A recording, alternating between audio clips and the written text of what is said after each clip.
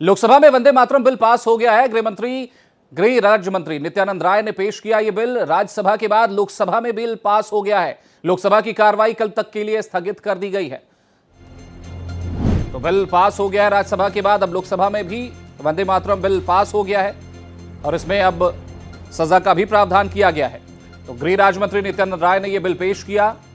राज्यसभा के बाद लोकसभा में भी अब यह बिल पास हो गया है।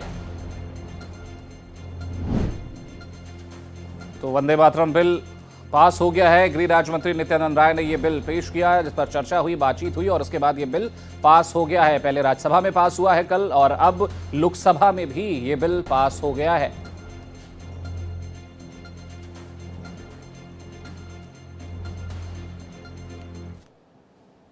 तो ज्यादा जानकारी के साथ हमारी सहयोगी कोमल शर्मा जुड़ गई फोन लाइन पर। कोमल जी, जिस तरह से अब ये बिल पास हो गया है, किस तरह से आगे का कदम होगा और कब तक ये कानून बनकर तैयार हो जाएगा? देखिए, राज्यसभा के बाद जो है अब ये बिल जो है वो पास हो गया है। आज लोकसभा में ये रखा गया और हालांकि विपक्ष के हंगामे के बावजूद, दोनों सदनों में हंगामा था, उसके बावजूद ये वंदे मातरम बिल जो है वो पास हो गया। लेकिन क्योंकि इस पे हमेशा विपक्ष जो है इस पे ऑब्जेक्शन उठा रहा था, विपक्ष को इस पे ऑब्जेक्शन उठा रहा था, लेकिन बावजूद उसके सरकार का यह मानना था कि जिस तरीके से जनगण मन जो है उसको लेकर के, जनगण मन को लेकर जिस तरीके से नियम और कायदे बने हुए हैं कि उसका अपमान ना हो, ऐसे ही इसके लिए नियम कायदे हैं कि अगर कोई वंदे मातरम का जो है राष्ट्रगीत का अपमान करता है या उसमें किसी तरह का विघ्न डालता है जब चल रहा हो, तो उसको 3 साल की कड़ी सजा जो है वो हो सकती है। तो अब इसे कानूनी संरक्षण देने की दिशा में एक बड़ा कदम उठाया गया है। राज्यसभा ने बुधवार को नेशनल ऑनर अमेंडमेंट बिल 2026 पारित कर दिया था और अब ये लोकसभा से भी जो है वो पास हो गया है। इसके बाद अब ये कानून की शक्ल लेगा। आगे जब जाएगा तो कानून की शक्ल लेगा। लेकिन इस बात का देखिए, हमें ये समझना होगा कि जिस तरीके से वंदे मातरम को क्यों सरकार ने इस तरीके का बिल लेकर आई और क्यों उसको जो है गाने के लिए वो इसके अपमान के लिए इतना कड़ा प्रावधान जो है वो सरकार ने रखा है। क्योंकि वंदे मातरम आजादी के जब स्वतंत्रता सेनानी जब चलते थे तो वंदे मातरम उनके अंदर एक जोश भरता था और लगातार वंदे मातरम को लेकर के जो है कितनी क्रांतियां हुई, वंदे मातरम ही गाया जाता था। तो ऐसे में वंदे मातरम को सरकार ने इस कानून ने बिल्कुल। कोमल जी, अगर हम इसके पीछे की पृष्ठभूमि देखें, रूपरेखा इसके पीछे की देखें, तो आखिर जरूरत क्या पड़ी वंदे मातरम बिल लाने की?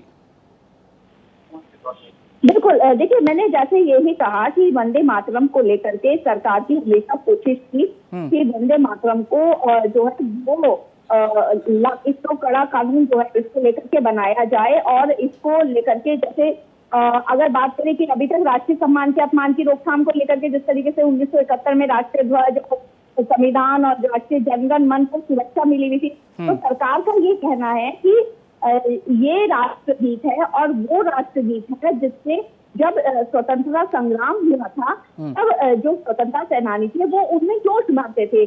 ठीक है, एक गर्व है उसको लेकर के। तो इसमें वंदे मातरम का अपमान करने के लिए अब सजा का प्रावधान जो है वो लेकर के सरकार आई है और इसमें अगर कोई उसका अपमान करता है या बाधा डालता है 3 साल तक की जेल या जुर्माना हो सकता है। और यही सजा क्योंकि राष्ट्रगान पर भी थी।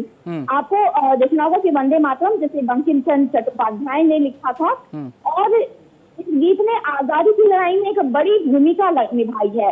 तो जब हम जिस गीत ने आजादी की लड़ाई में बड़ी भूमिका निभाई है तो उसको पूरा सम्मान देना आजाद भारत में और विकसित भारत में ये बहुत जरूरी है। 1950 को संविधान सभा में भी डॉक्टर राजेंद्र प्रसाद ने कहा था कि वंदे मातरम को जनगण मन बराबर सम्मान। चलिए, बिल्कुल कोमल जी, वंदे मातरम बिल पेश हो गया है। अब इसका कितना असर आम जनता पर पड़ता है ये भी देखने वाली बात है। फिलहाल हमारे साथ जुड़ने के लिए और जानकारी साझा करने के लिए धन्यवाद आपका।